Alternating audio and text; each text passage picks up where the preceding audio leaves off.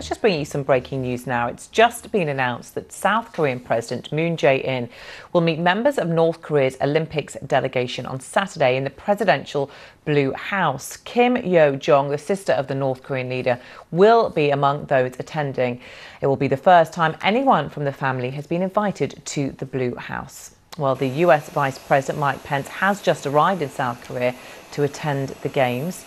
En route, he reiterated that all options remain on the table. He said his country and its allies were striving to peacefully dismantle North Korea's nuclear program. He's already said the US will soon impose its harshest ever sanctions against North Korea.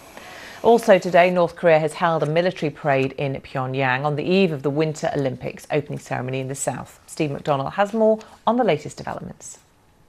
What I think has happened here is the North Koreans are trying to, believe it or not, downplay their own military parade. That's because I think the parade had been organised a long time ago before they decided to send the team to the Olympic Games here.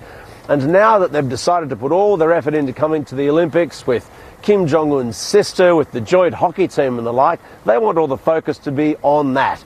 And so they haven't even broadcast that parade live in North Korea, apparently, and not let any foreign journalists go to see it. So I think they've got to have the parade. They're a bit too embarrassed to call it off.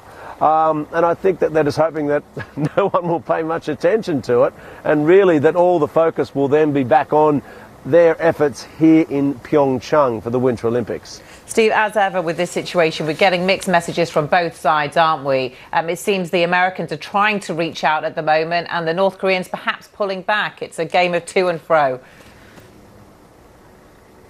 Yes, well, the North Koreans, according to their official state media, have said there's no way they are going to sit down and have talks with the US delegation.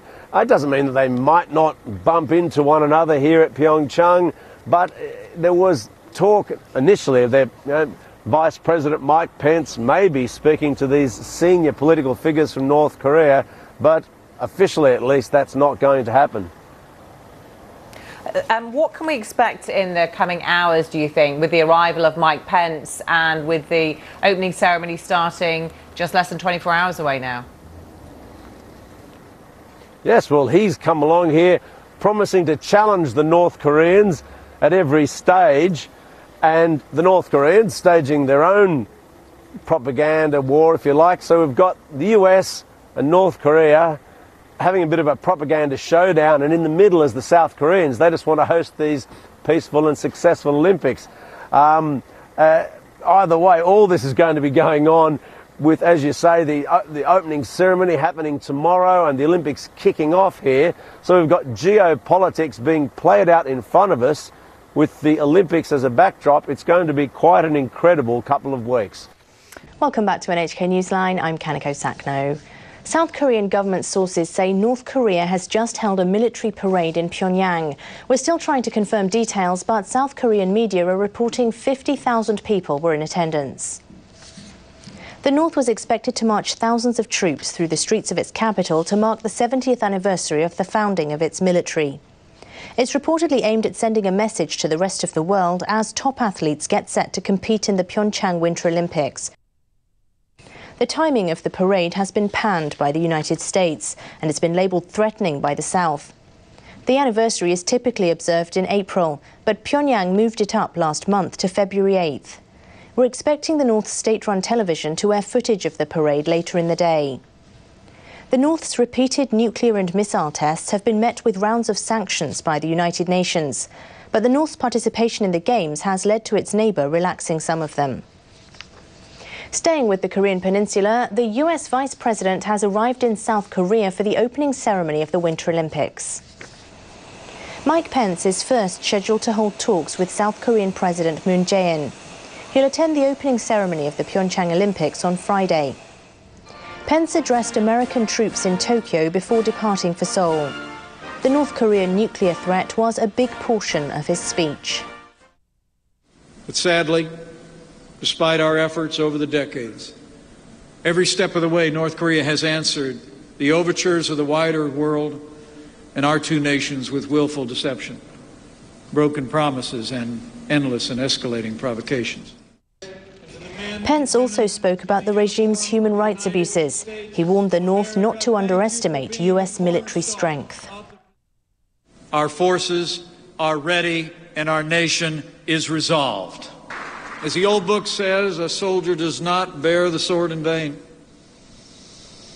Let the world know we will defeat any attack and meet any use of conventional or nuclear weapons with a response that is rapid, overwhelming, and effective. The speech comes a day after Pence met with Japan's Prime Minister and reaffirmed the alliance between their countries.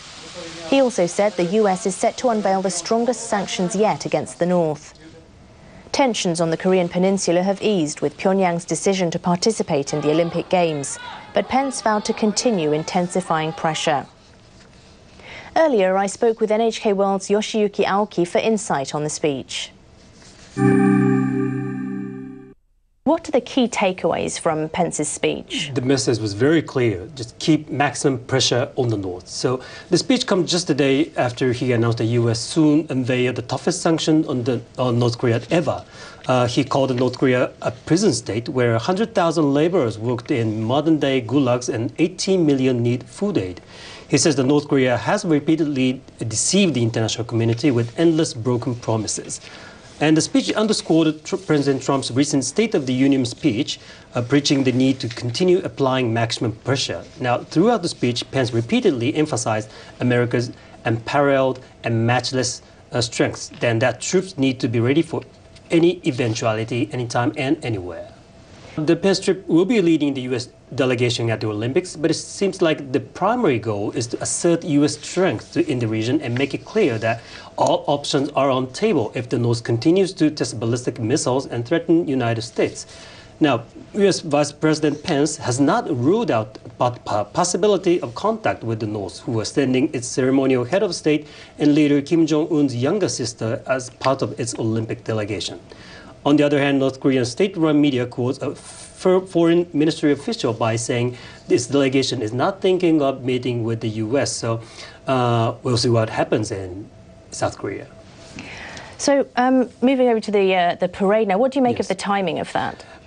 This timing is very calculated by the North Korean regime. The Olympics, as mentioned, the Olympics officially opened Friday, and now world's attention is paying attention to the Korean Peninsula. And marking the military parade just one day before allows them to showcase their military might in front of the international community. And I also think the parade is meant to send a message that the country will not be swayed by pressure from the United States or UN sanctions. And so what are observers really going to be looking out for at this parade then? So, so far we have no footage of the parade. The state-run media has not broadcast any of the parade until now, so we have to wait. But the experts are closely watching if the North parades a missile called Fason 15, as you mentioned. It's the latest type of the ICBM, which was tested last November. If this missile is part of the parade, I think the purpose for the North is to send a strong message to the United States. So we have to see what footage will come from the North Korea.